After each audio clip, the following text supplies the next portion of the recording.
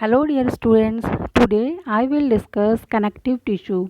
I uploaded one lecture that was introduction of connective tissue and I briefly discussed some features of connective tissue there and in short I explain you types of connective tissue. Now today I will explain a type of connective tissue that is loose connective tissue. Unlike epithelium, connective tissues do not have a free surface. Connective tissue generally consists of a considerable amount of extracellular material known as matrix. Usually there is more extracellular matrix than cellular material. Cells से ज़्यादा इसमें extra cellular matrix होता है और जो sales हैं इसी matrix में पड़ी रहती हैं. साथ ही साथ कुछ फाइबर्स भी पाए जाते हैं. कनेक्टिव टिश्यू के टाइप्स मैंने आपको बताए थे. मोस्ट दो जो 9th क्लास की कोर्स में है या 11th में भी आपको ये मिलेंगे. लूज़ कनेक्टिव टिश्यू एक टाइप होता है. तो लूज़ और डेंस कनेक्टिव टिश्यू ये जो डिवीज़न क्लासिफिकेशन किया गया है ये किस बेसिस पर किया गया है. पहले तो आपने जान लिया कि कनेक्टिव टिश्यू में सेल्स होती हैं जो एम्बेड रहती हैं एक्स्ट्रा सेलुलर मटेरियल मैट्रिक्स में और साथ ही साथ कुछ प्रोटीन के बने हुए फाइबर्स भी इनमें प्रेजेंट होते हैं. तो जब ये फाइबर्स कम हों और ये सेल्स भी दूर दूर स्थित हों तो इन्हें ही कहा जाने लगता है लूज़ कनेक्टिव टिश्यू कहने लगते हैं. और जब क्या होता है कि ये जो फाइबर्स होते हैं स्पेशली फाइबर्स, तो फाइबर्स अगर पास पास पैक्ड होते हैं, डेंसली पैक्ड फाइबर्स होते हैं तो उसे डेंस कनेक्टिव टिश्यू कहने लग जाते हैं. ओके स्टूडेंट्स, अगर ये जो फाइबर्स भी कई टाइप के होते हैं, इलास्टिन फाइबर्स होते हैं, कोलेजन फाइबर्स होते हैं, तो अगर या रेटिकुलर फाइबर्स होते हैं. अगर ज़्यादा रेटिकुलर फाइबर्स पाए जा रहे हैं तो टिश्यू को रेटिकुलर टिश्यू कह देते हैं. अगर इलास्टिन फाइबर नाम का फाइबर ज़्यादा पाया जाता है तो इलास्टिक कनेक्टिव टिश्यू बोलते हैं.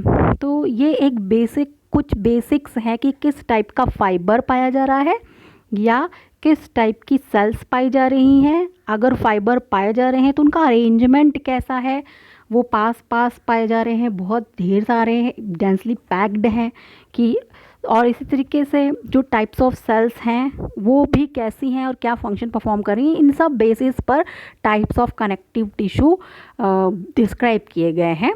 तो जैसे जैसे हम लोग एक एक कनेक्टिव टिश्यू पढ़ते चलेंगे तो हम इसे और अच्छे से समझते चलेंगे. ये मैंने डिस्कस कर दी थी स्लाइड्स आपसे कि ब्लड भी एक कनेक्टिव टिश्यू है जिसमें कि जो मैट्रिक्स है एक्स्ट्रा सेलुलर मैट्रिक्स जो है वो लिक्विड फॉर्म में रहता है. बोन एक कनेक्टिव टिश्यू है जिसमें extra cellular matrix solid form में होता है. इसी तरीके से cartilage, adipose tissue, areolar tissue, ये सभी क्या है कनेक्टिव टिश्यू के एग्जाम्पल्स हैं.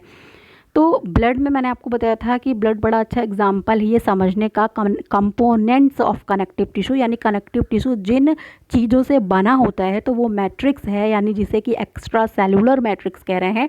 तो जैसे कि ब्लड को अगर हम इसका एग्जाम्पल के रूप में ले कनेक्टिव टिश्यू का, तो मैंने आपको बताया था कि जो ब्लड है इसमें लिक्विड फॉर्म में प्लाज्मा पाया जाता है और ये प्लाज्मा ही क्या है इसका मैट्रिक्स है. तो मैट्रिक्स का एक आपको कॉन्सेप्ट मिलता है ब्लड का डिस्कशन करने पर. फिर इसी तरह से कनेक्टिव टिश्यू के स्ट्रक्चर्स में हम लोगों ने कंक्लूड किया कि सेल्स होती हैं, ग्राउंड सब्सटेंस पाया जाता है, इसे ही नाम दिया गया मैट्रिक्स, और फाइबर्स पाए जाते हैं. The fibres and ground substance of connective tissue create what is known as the extra cellular matrix. तो फाइबर्स और ग्राउंड सब्सटेंस ये दोनों मिला करके इनको ही मैट्रिक्स कहते हैं और इनमें कुछ सेल्स एम्बेडेड रहती हैं. तो फंक्शन क्या है कनेक्टिव टिश्यू का, तो बाइंड करना, कनेक्ट करना. Connective tissue is the most abundant. सबसे पहली बात ये जान लीजिए कि जो all types of animal tissue है उनमें सबसे ज़्यादा जो पाया जाता है वो कनेक्टिव टिश्यू होता है. और कनेक्टिव टिश्यू क्या करता है, बॉडी को प्रोटेक्ट करने का भी काम करता है, इंसुलेशन करता है, इंसुलेशन. और इंसुलेशन मीन्स कि अगर बाहर बहुत ठंड है और बॉडी के अंदर का टेम्परेचर बहुत कम अगर हो गया, या बॉडी टेम्परेचर ही जिसे हम कहें वो बहुत कम हो गया, तो हमारे internal body organs like heart, kidney, lungs fail कर जाएंगे. तो ये ना हो इसके लिए स्किन के नीचे एक फैट सेल्स की मोटी लेयर फैट की पाई जाती है. और आप जानते हैं कि एडिपोसाइट्स फैट सेल्स जो हैं वो क्या है, एक टाइप की कनेक्टिव टिश्यू हैं। इस तरह से ये इंसुलेशन बॉडी को प्रोवाइड करता है, स्टोर करता है एक्सेस फूड मटेरियल को फैट के रूप में, और ये एनर्जी सोर्स के भी रूप में हो सकते हैं कि कभी अगर किसी ने फूड नहीं लिया तो इन्हीं एडिपोसाइट्स में फैट सेल्स में जो फैट स्टोर है वो ब्रेक डाउन होकर के एनर्जी बनाएगा। सपोर्टिंग और binding body parts, different body parts को बाइंड करने का काम करते हैं, जो इनका सबसे मेन फंक्शन है। इसके अलावा ये कभी कभी पूरी बॉडी में सब्सटेंसेस को ट्रांसमिट भी करते हैं, ट्रांसपोर्ट भी करते हैं ब्लड के रूप में। ठीक है, तो इस तरीके से फंक्शंस ऑफ कनेक्टिव टिश्यू देखा हमने, और जो मैट्रिक्स था वो पता चला आपको कि जो ग्राउंड सब्सटेंस है और फाइबर्स उनमें पड़े हुए हैं वो मिलकर के मैट्रिक्स बनाते हैं। और जो सेल्स पाई जाती हैं, बहुत टाइप की सेल्स होती हैं, किस टाइप की सेल पाई जा रही है तो इसकी बेसिस पर टिश्यू के अलग अलग नाम हो जाते हैं। जैसे कि अगर एडिपोसाइट्स सेल इन अबेंडेंस है तो वो टिश्यू एडिपोज टिश्यू कहलाएगा। अगर ओस्टियोसाइट अगर ज़्यादा है तो वो क्या है, वो बोन होगी वो टिश्यू। अगर कॉन्ड्रोसाइट्स सेल पाई जा रही है तो वो कार्टिलेज होती है। इसी तरीके से fibroblast, mast cells, macrophages, generally जो कनेक्टिव टिश्यू हमारी बॉडी में डिफरेंट ऑर्गन्स को कनेक्ट करने के लिए जो है, जिसे कहते हैं लूज कनेक्टिव टिश्यू और डेंस कनेक्टिव टिश्यू, तो इनमें ये सेल्स अबेंडेंट पाई जाती हैं। तो देखते हैं हम लोग आगे के इन सेल्स के बारे में थोड़ा डिस्कशन करते हैं। तो जैसे ये जो सेल्स का नाम मैंने आपको बताया, तो जो सेल्स कॉमनली कनेक्टिव टिश्यू में एम्बेड रहती हैं, कनेक्टिव टिश्यू में पाई जा सकती हैं, तो वो फाइब्रोब्लास्ट सेल हो सकती हैं। फाइब्रोब्लास्ट जो है वो कॉमन नेटिव सेल टाइप्स है कनेक्टिव टिश्यू की। तो फाइब्रोब्लास्ट सेल का काम क्या होता है, एक्चुअली ये फाइब्रोब्लास्ट, ब्लास्ट वर्ड जो होता है वो एक्चुअली जनरेट करती है। क्या जनरेट करती है, फाइबर्स को जनरेट करती है। तो अभी आपने देखा कि फाइबर्स और जो ग्राउंड सब्सटेंस है यही मिलाकर मैट्रिक्स बनता है। तो इस तरीके से जो फाइब्रोब्लास्ट सेल्स हैं, आप समझ सकते हैं कि जो मैट्रिक्स है उसे फॉर्म करती है। तो फाइब्रोब्लास्ट सेल्स जो हैं इनका क्या काम होगा, ये सिंथेसाइज करेंगी क्या, ये कोलेजन और ग्राउंड सब्सटेंस, कोलेजन फाइबर है एक, तो ग्राउंड सब्सटेंस या मैट्रिक्स को बनाने में फाइब्रोब्लास्ट सेल का इंपॉर्टेंट रोल होता है। These cells make a large amount of protein that they secrete to build the connective tissue layer. Some fibroblast have a contractile function. कभी कभी कुछ फाइब्रोब्लास्ट सेल जो है वो कॉन्ट्रेक्टाइल फंक्शन यानी कॉन्ट्रैक्शन रिलैक्सेशन भी करती हैं, जैसे मसल्स फाइबर्स में होता है, तब इन्हें मायोफाइब्रोब्लास्ट कहा जाता है। तो ये क्वेश्चंस जो आपको मैंने डिस्कस किए, सिंपली आप सब इतना समझिए कि कनेक्टिव टिश्यू के बेसिक स्ट्रक्चर में दो चीज़ें पाई जाती हैं, एक तो सेल्स पाई जाती हैं और मैट्रिक्स पाया जाता है। तो वो जो मैट्रिक्स होता है वो ग्राउंड सब्सटेंस और फाइबर्स से बना होता है। तो ये जो फाइबर्स कौन बनाएगा, ग्राउंड सब्सटेंस कौन बनाएगा, स्पेशल सेल्स होती हैं वो बनाएंगी। इन सेल्स का ही नाम क्या है, फाइब्रोब्लास्ट सेल है। सिंपली आपको इतना समझना है, बाकी और जो मैंने आपको डिस्कस किया वो कॉम्पिटिशन के लिहाज से बताया। सेकेंड टाइप की जो सेल्स बहुत ज़्यादा देखने को मिलती हैं कनेक्टिव टिश्यू में वो है mast cells. Mast cells are granulated cells और ये मेडिएट करती हैं इम्यून रिस्पॉन्स को। जो भी हमारी बॉडी में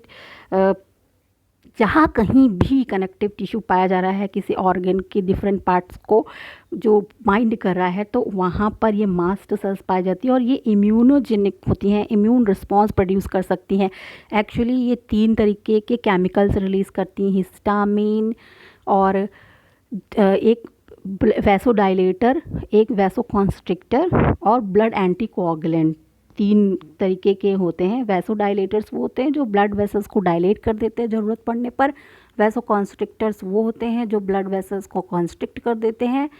और जो ब्लड एंटीकोआगुलेंट्स होते हैं यानी धमनियों में बहता हुआ रक्त या शरीर के अंदर जो ब्लड वेसल्स में बह रहा है वो जमने ना पाए, क्योंकि वही जम जाएगा तो हैमरेज कंडीशन हो जाती है, उसी को हैमरेज बोलते हैं। तो वो जमने ना पाए इसके लिए एंटीकोआगुलेंट्स पाए जाते हैं। और आप जानते हैं कि ह्यूमन की बॉडी में जो हिस्टामिन नाम का एंटीकोआगुलेंट पाया जाता है वो मास्ट सेल्स ही रिलीज़ करती हैं। फिर ये देखिए यहाँ पर लिखा हुआ है हिस्टामिन जो ब्लड एंटीकोआगुलेंट है ये इनको रिलीज़ करती हैं। इसी तरीके से एलर्जिक रिएक्शंस कॉज कर सकती हैं, ब्लड वेसल्स को चौड़ा कर सकती हैं या ब्लड वेसल्स को पतला कर सकती हैं। तो वैसो डायलेशन और वैसो कंस्ट्रिक्शन करने वाले मटेरियल्स को भी ये रिलीज़ करती हैं मास्ट सेल्स और ब्लड को लिक्विड फॉर्म में बनाए रखने वाले हिस्टामिन को भी ये रिलीज़ करती हैं। तो इस तरीके से बहुत इम्पॉर्टेंट है। और आज कोरोना के टाइम में आप देख रहे हैं कि इम्यून सेल्स हमारी बॉडी में देखिए बहुत स्ट्रॉन्ग इम्यून सिस्टम बॉडी में है, बहुत ही एफिशिएंट टाइप का है। तो यहाँ मास्ट सेल्स जो कनेक्टिव टिश्यू में पाई जाती हैं वो भी इम्यून सिस्टम में अपना इम्पॉर्टेंट रोल प्ले करती हैं।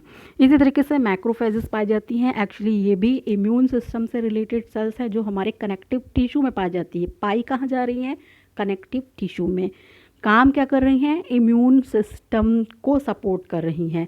तो मैक्रोफेजेस, आपने बहुत बार इन सेल्स का नाम सुना हुआ है। तो ये मैक्रोफेजेस जो है फैगोसाइटोसिस करती है, यानी कोई फॉरेन मटेरियल जो बॉडी के लिए हार्मफुल हो सकता है वो आता है तो ये इन्हें मैक्रोफेजेस सेल्स इन्हें पकड़ के छोटे छोटे टुकड़ों में पीसेस में करके इसके बाद उनको डिस्ट्रॉय कर देती हैं।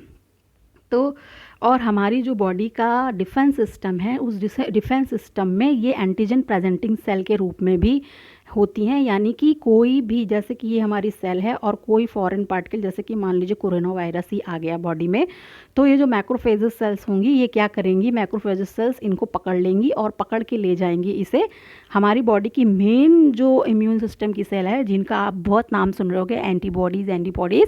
तो ये एंटीबॉडीज़ के पास पकड़ कर ले जाती हैं और इस रूप में इनको क्या कहा जाता है? Antigen presenting sales. तो ये बहुत इंपॉर्टेंट इम्यूनोजेनिक रोल प्ले करती हैं connective tissue representative of the reticulo endothelial system. तो रेटिकुलो एंडोथेलियल सिस्टम का हिस्सा है ये, यानी ये सभी जो किससे बनती हैं? मोनोसाइट्स से बनती हैं। जो मोनोसाइट्स है एक तरीके की ब्लड सेल्स होती है, WBC में पाई जाती है। और मोनोसाइट्स जो हैं वो बहुत सारे टाइप की फैगोसाइटिक सेल्स जो मैक्रोफेजेस हैं, फैगोसाइटोसिस का काम करने वाली सेल्स, ये सभी किससे बनी होती है? मेनली इनकी मदर कौन है? जितनी भी मैक्रोफेजेस सेल्स हमारी बॉडी में पाई जाएगी वो एक तरीके की WBC सेल होती है जिसका नाम है मोनोसाइट। ये मोनोसाइट इसको बनाती है मैक्रोफेजेस को। तो ये मैक्रोफेजेस बहुत इंपॉर्टेंट है। कभी मैं आपको अगर डिटेल में बताऊंगी तो मैं इम्यूनिटी का लेक्चर बनाऊंगी और वो आपको अपलोड करूंगी, तब वहाँ आप इसे और अच्छे से समझ सकते हैं। तो मैक्रोफेजेस को बनाती हैं मोनोसाइट्स और इनके कई प्रकार होते हैं। शरीर के अलग अलग ऑर्गन्स में जो मैक्रोफेजेस पाई जाती हैं, मैक्रोफेजेस ही कॉमन नेम है जिनका, तो इन्हें जब स्पेशल नाम दिया जाता है किसी बॉडी पार्ट में, ऑर्गन में, तो उसके भी कुछ एग्जांपल्स हैं। जैसे कि कुफर सेल्स होती हैं लिवर में पाए जाने वाली, या लंग्स में पाए जाने वाली एल्वियोलर मैक्रोफेजेस। बेटा ये बहुत बहुत इंपॉर्टेंट है। इस समय जो लंग के लेवल तक कोरोना का इन्फेक्शन हो रहा है और फिर अपने आप ही कुछ लोग ठीक हो जा रहे हैं, तो उनकी बॉडी का इम्यून सिस्टम, उनका जो मैक्रोफेजेस है वो स्ट्रॉन्ग है। उनकी जो WBC सेल, उनकी मदर WBC है मोनोसाइट, और वो बहुत सारी मैक्रोफेजेस बना ले रही है और लिवर, ये लंग्स में भी बन जाएंगे जब एल्वियोलर मैक्रोफेजेस। तो वो पर्सन जो होगा उसकी बॉडी में जितने भी कोरोना वायरस आएंगे ये एल्वियोलर मैक्रोफेजेस उन सबको खा जाएंगी और बॉडी को प्रोटेक्ट करेंगी और इम्यूनिटी प्रोवाइड करेंगी। इसी तरीके से ब्रेन में भी ऐसी सेल्स पाई जाती हैं, इन्हें माइक्रोग्लिया कहा जाता है। और इसी तरीके से स्प्लीन में भी पाई जाती हैं और तब इनको रेटिकुलर सेल्स कहा जाता है। तो ये मैक्रोफेजेस एक्चुअली कनेक्टिव टिश्यू में पाई जाने वाली सेल्स हैं। इसके पहले मास्ट सेल और फाइब्रोब्लास्ट सेल देखा। फाइब्रोब्लास्ट सेल का काम मेनली फाइबर्स बनाना है। मास्ट सेल का काम है वैसोडाइलेटर, वैसोकॉन्स्ट्रिक्टर रिलीज़ करना और ब्लड एंटीकोगुलेंट नाम के जो केमिकल्स होते हैं उनको रिलीज़ करती है और रिलीज़ करके बॉडी के इम्यून सिस्टम में हेल्प करती है। इसी तरह मैक्रोफेजेस भी फैगोसाइटोसिस करती हैं, या कोई भी वायरस, एंटीजन, बैक्टीरिया आया है बॉडी में तो उसे इनगल्फ करके ख़त्म कर देती है और इम्यून सिस्टम को स्ट्रॉन्ग बनाने में हेल्प करती हैं। टाइप्स ऑफ कनेक्टिव टिश्यू अब मैं आपको डिस्कस करूँगी। तो इसमें मैंने आपको बताया पहला टाइप जो है लूज या एरियोलर कनेक्टिव टिश्यू है। This type of connective tissue cushions organs and underlies epithelia. आप अगर अभी अपना हाथ छुएं तो जो आपको कुशन जैसा या गदगद जैसा, गद्दे जैसा आपको फील होता है आपके बॉडी पार्ट्स में जहाँ पर फैट जमा होता है, तो वो जो स्ट्रक्चर है एक्चुअली वो स्ट्रक्चर है लूज एरियोलर कनेक्टिव टिश्यू। लेकिन आप देखते होंगे कि किसी किसी कोई बहुत जो थिन होते हैं तो उनमें ये पोर्शन जो है वो बहुत जो गदगद सा पोर्शन होता है, सॉफ्ट सॉफ्ट स्पॉन्जी सा होता है, कुशन जैसा, वो सभी में नहीं होता है। तो एक्चुअली जो आइडियल कंडीशन है लूज या एरियोलर कनेक्टिव टिश्यू है जिसमें कि बहुत ज़्यादा फैट सेल्स नहीं पाई जाती हैं। जैसे कि आपको मैंने बताया कि अगर कोई कनेक्टिव टिश्यू है तो उसमें मैट्रिक्स होगा और उसमें सेल्स पड़ी रहती हैं। तो जो सेल्स पड़ी रहती हैं वो होती हैं मैक्रोफेजेस सेल्स होती हैं, फाइब्रोब्लास्ट सेल होती है। मैक्रोफेजेस देखिए ये इम्यूनिटी प्रोवाइड करने में हेल्प करती है, इसी तरह मास्ट सेल भी इम्यूनिटी प्रोवाइड करने में हेल्प करती है। फाइब्रोब्लास्ट सेल ये जो आपको फाइबर ऐसे पड़े हुए दिखाई दे रहे हैं इन्हें बनाती हैं। इलास्टिक फाइबर्स आप देख पा रहे हैं। और लेकिन इसके अलावा कुछ फैट सेल्स भी कभी कभी इनमें पाई जाती हैं। ये देखिए ये आप देख रहे हैं, पर फैट सेल का नंबर देखिए कितना कम है। तो सामान्यतः जो आइडियल कंडीशन है loose connective tissue areolar connective tissue जो सीधे हमारी स्किन के नीचे पाया जाता है और उसके बाद मसल्स पाई जाती हैं, तो ये जो पाया जाता है इसे बोलते हैं लूज एरियोलर कनेक्टिव टिश्यू और इसमें फैट सेल्स का नंबर कम होता है। और ये बहुत ही इम्पॉर्टेंट हमारी बॉडी के ऑर्गन्स को प्रोटेक्ट करने में बहुत ही इम्पॉर्टेंट रोल प्ले करता है।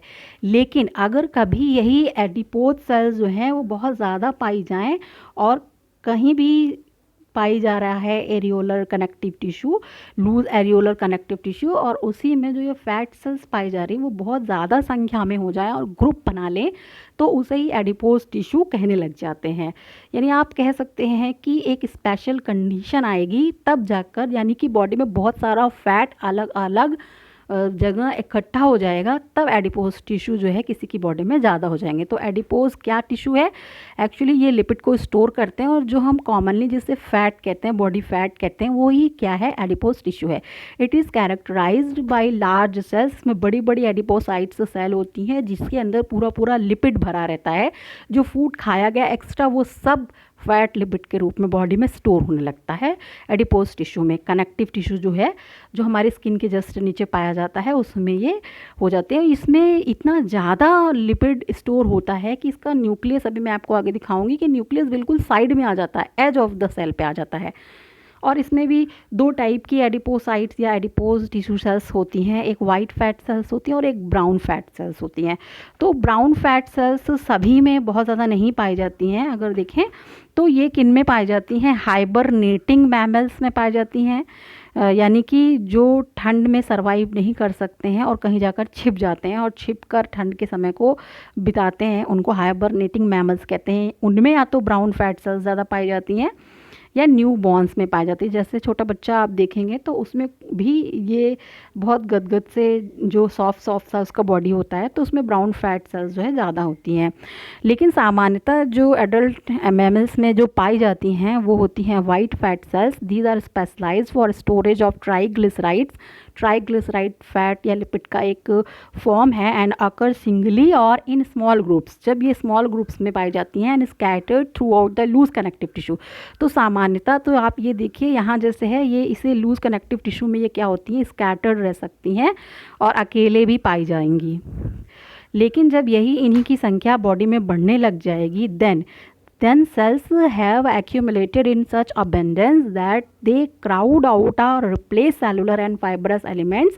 The accumulation is termed adipose tissue. तब इसी को adipose tissue कहने लगेंगे। यहाँ पे आप देख सकते हैं कि एडिपोज टिश्यू का डायग्राम आपको दिखा रही हूँ मैं। यहाँ पे आप देखिए कि यही जो लूज कनेक्टिव टिश्यू था वैसा ही स्ट्रक्चर है, लेकिन इसमें से सारे फाइबर्स गायब हो गए हैं, सारा बाकी सेल्स हैं वो सब गायब हो गई हैं और क्या बचा है, सिर्फ ये बड़ी बड़ी एडिपोज सेल्स बची है जिसके अंदर कितना सारा लिपिड जो है वो स्टोर हो चुका है। और आप देखेंगे कि ये इसका न्यूक्लियस जो है बिल्कुल बाउंड्री पर आकर आ गया है, एज पर आ गया है। तो इस तरीके से ये जो स्पेशल ग्रुप ऑफ सेल्स है एडिपोज टिश्यू इसे कहते हैं, जो इसके बारे में मैंने आपको बताया। तो एपिथेलियल टिश्यू का एक टाइप जिसे हम लूज कनेक्टिव टिश्यू कहते हैं या एरियोलर कनेक्टिव टिश्यू भी इसे ही कहते हैं, और इसका ही एक स्पेशल टाइप है फैट टिश्यू या एडिपोज टिश्यू। उसका डिस्कशन मैंने आपसे किया। तो आगे हम और अलग और भी डिफरेंट टाइप के कनेक्टिव टिश्यू का डिस्क्रिप्शन मैं आपको बताऊंगी और ये डिस्क्रिप्शन आप कई बार सुनिए, समझिए, और क्योंकि ये सारा मैटर स्पेशली 9th क्लास के लिए भी और 11th क्लास के लिए भी फर्स्ट टाइम ही इतने डिटेल में आता है। बहुत सारे ऐसे टर्म्स होते हैं जो आप फर्स्ट टाइम सुनते हैं, उनके फंक्शंस जानना, उनका नाम, उनका प्रोनाउंसिएशन। अगर आप फाइब्रोब्लास्ट सेल को 10 टाइम्स प्रोनाउंसिएट करेंगे तब आपको उसके बारे में कुछ समझने की इच्छा होगी, या मैक्रोफेजेस भी आपको कई बार बोलना पड़ेगा। इसी तरीके से ये बाकी डिस्कशन जो है आप ध्यान से और इत्मीनान से सुनिए, कई बार वीडियो को देखिए, कुछ और बुक्स की हेल्प ले सकते हैं, या आप मुझसे कोई हेल्प चाहते हैं तो कमेंट बॉक्स में लिख सकते हैं या मुझसे पूछ सकते हैं। तो thanks for watching my video. Thank you very much.